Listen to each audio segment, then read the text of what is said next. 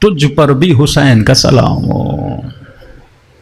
یہ ہے تسلیم اللہ کے سامنے، چاہے مصیبت ہو نعمت ہو، زینب والا حوصلہ ہو، ما رأیت الا جمیلا۔ پورے سفر میں اللہ کے سامنے شکایت نہیں کر رہے، اے خدا جس پہ تو راضی اس پہ ہم راضی، تو فقیری پہ راضی ہم فقیری پہ راضی، ہمارا کام محنت کرنا ہے، رزق روزی دینا تیرا کام ہے، ہمارا کام ہے تیری راہ میں چلنا، نتیجہ دینا تیرا کام ہے۔ سب کچھ بندہ اللہ پہ چھوڑ دیتا ہے، تو اپنی ڈیوٹی پوری کر، اللہ اپنا وعدہ پورا کرے گا۔ تیرا کام رزلٹ نہیں ہے، تیرا کام ڈیوٹی کو پورا کرنا ہے۔ ماں باپ کے بعد اگر اطاعت کسی پر، اسپیشلی خواتین پر، مردوں کے لیے تو نہیں ہے یہ حکم، خاتون جب باپ کی ولایت سے نکل کر شوہر کی ولایت میں جاتی ہے تو باپ سے زیادہ شوہر کی اطاعت واجب ہو جاتی ہے۔ مثلاً باپ بلائے کہ بیٹی میرے گھر آ جا، شوہر سفر پہ گیا ہوا ہو اور بیوی کو کہے کہ میں راضی نہیں ہوں، آپ مثلاً ماں باپ کے گھر جاؤ، اور اگر چلی جائے یہ تسلیم کامل میں نہیں ہے۔ آیت اللہ مزاری فرماتے ہیں عورت کا جہاد ہے شوہر کی اطاعت، جہاد ہے عورت کا۔ اب جہاد کا مطلب کیا؟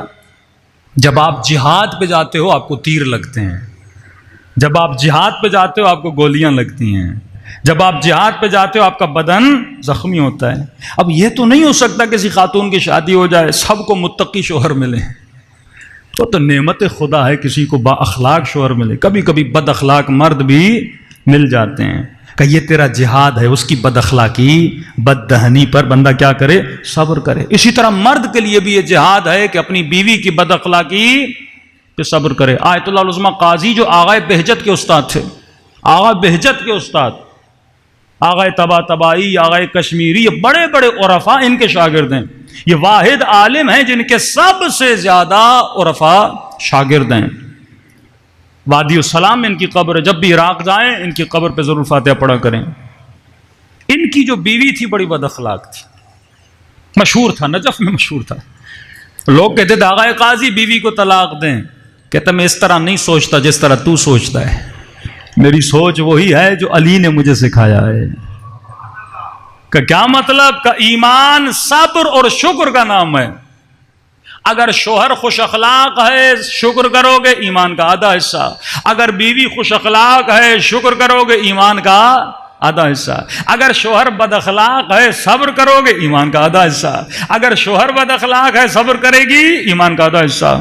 کہ میں نے شکر تو کر لیا، اب اس کی بد اخلاقی پہ صبر کر رہا ہوں۔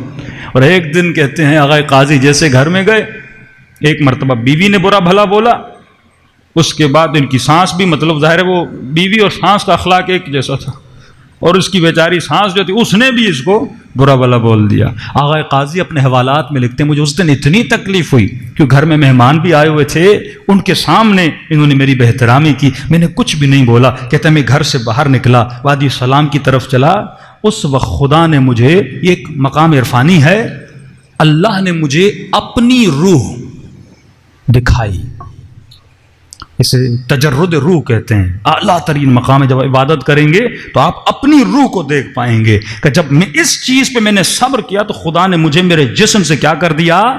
آزاد کر دیا۔ ہمارے استاد کہتے ہیں جب وہ اعمال کر رہے تھے، اذکار کر رہے تھے، تو کہتے ہیں جیسے آغا کشمیری کی قبر پہ وہ سورہ فاتحہ پڑھنے گئے تو وہاں پر خدا نے تجرد روح، تجرد روح کا مطلب ہے آپ کی روح آزاد ہو جاتی ہے۔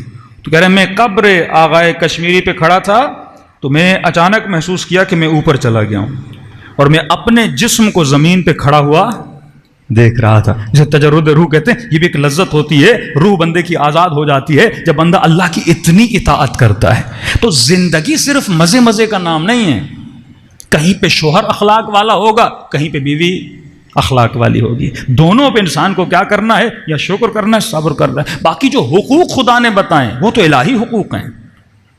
بیوی کا سب سے بڑا حق مرد پر یہ ہے اس کا خرچہ پورا کرے، اس کی ضرورتوں کو پورا کرے، اس کے نفقے کو پورا کرے، اس کے لباس کا خیال ہے، کھانے پینے کا خیال ہے، اس کا حق پورا کرے۔ بیوی کے اوپر حق کیا ہے؟ وہ شوہر کی اطاعت کرے. اب یہ نہیں کہ مرد اپنی اطاعت، جب اللہ نے ایک حق تجھے دیا ہے، مثلا مولا علی کو مولا بنایا ہے، ہر بندے پر واجب مولا علی کی اطاعت کرے. اب یہ تو نہیں مولا اس چیز سے لیاد باللہ غلط فائدہ لیں، نہیں. فرمایا اہل بیت کی اطاعت واجب ہے، تو پھر اہل بیت کریم صفت ہے.